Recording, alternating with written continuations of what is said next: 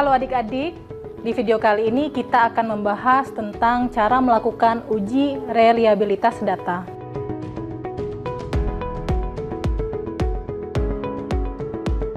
Cara uji reliabilitas data di SPSS. Yang pertama, persiapkan data yang akan diuji dalam tabulasi. Yang kedua, buka program SPSS. Yang ketiga, klik dan isi variabel view.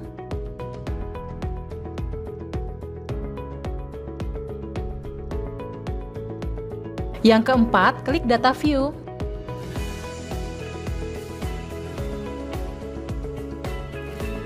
Yang kelima, masukkan data tabulasi jawaban responden.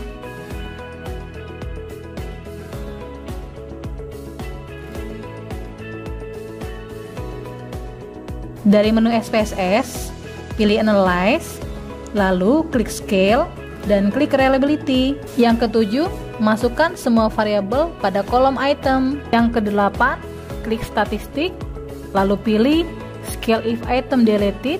Selanjutnya, klik Continue. Yang kesembilan, kemudian klik OK. Yang ke-10, setelah itu akan muncul hasil output SPSS-nya. Yang ke-11, jika nilai Cronbach alpha-nya lebih dari 0,60, maka dinyatakan konsisten atau reliable. Selamat mencoba, sampai ketemu di video berikutnya.